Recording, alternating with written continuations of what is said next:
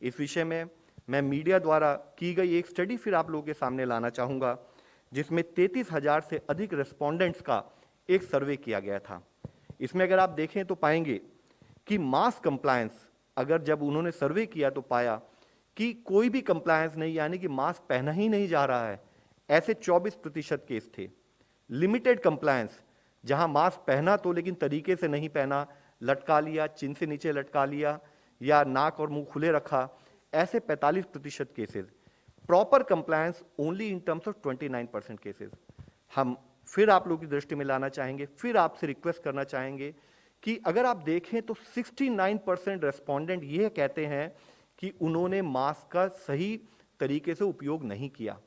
यहां यह समझना बहुत जरूरी है, पहला इन्फेक्शन देश में एक सिंगल इंडिविजुअल से आया था, जो फैलते फैलते इस लार्ज नंबर पर आज हम महसूस कर रहे हैं।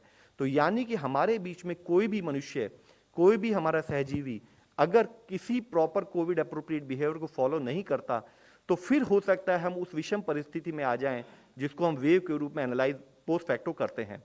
इसी के साथ ही फिजिकल डिस्टेंसिंग नॉर्म्स को भी जब सर्वे किया गया तो पाया गया कि 63% people there is no compliance, limited compliance only in 24% people.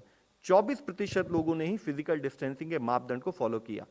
यानी कि 87% लोग अभी भी जिसको सर्वे किया गया ऐसे थे जो फिजिकल डिस्टेंसिंग के नॉर्म्स को फॉलो नहीं कर रहे थे। साथ ही इस सर्वे में दो और जनरल एनालिसिस की गई कि क्या हम कोविड अप्रोप्रिएट बिहेवियर का वैक्सीनेशन सेंटर में इस्तेमाल या फॉलो करते हैं। यहां भी मैं आप लोगों की दृष्टि में लाना चाहूंगा, इसमें पाया गया कि लिमिटेड कंप्लायंस केवल जो थी वह 48% थी और नो कंप्लायंस 6% थी। और जैसे कि हम सबको अवगत है कि एक भी बार हम चूके वायरस हम पर अटैक कर सकता है। तो अगर आप देखें तो on an average even in vaccination centre as per the survey of people 54% respondents ऐसे थे जिन्होंने रिक्वायर्ड कोविड अप्रोप्रिएट बिहेवियर का फॉलो नहीं किया। साथ ही जैसे कि हम ट्रैवल करते हैं, चाहे बसेज में हो, ट्रेन में हो या एयरप्लेन में हो, उसको भी एनालाइज किया गया, उसका भी जब सर्वे किया गया तो यह पाया गया कि नो कंप्लायंस में 25% लोग हैं जो कि मास्क और फिजिकल डिस्टेंसिंग और हैंड हाइजीन का फॉलो नहीं कर रहे थे, और लिमिटेड कंप्लायंस में 58% ऐसे लोग हैं। यानी कि इतनी अधिक संख्या, around 83% respondents are not fully complied with the required guidelines.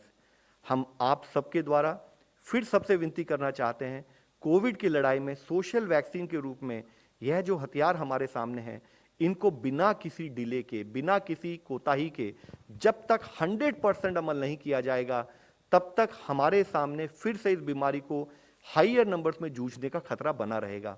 हम आपके द्वारा सबसे विनती करना चाहते हैं कि इस समय पर जब देश में रिलैक्सेशंस की जा रही हैं, हम उन रिलैक्सेशंस का सदुपयोग करें और एक्टिविटीज जो कि इंपॉर्टेंट है उनका ही फॉलो करें। जैसे कि हम जब भी बाहर जाएं तो हम हमेशा मास्क पहने और हमेशा हैंड हाइजीन का फॉलो करें, 2 गज की दूरी बनाकर रखें, किसी भी रेगुलरली टच सरफेसेस जैसे कि टेबल्स हों, चेयर्स हों, ऐसी सरफेस को समय समय पर डिसइंफेक्ट करते रहें। मुख्यतः अपने नाक, मुंह और आंखों को बार बार टच ना करें, क्राउडेड प्लेस में जाने से बचें, अननेसेसरी ट्रैवल ना करें, और कोई भी सिक आदमी उसको प्रॉपर आइसोलेट करके उसको ट्रीटमेंट की तरफ फोकस करें और उससे कॉन्टैक्ट को कम करें। और साथ ही अगर हमें कोई भी सिम्टम हो तो हम स्वयं को भी आइसोलेट करके टेस्टिंग कराएं और मेडिकल हेल्प लें।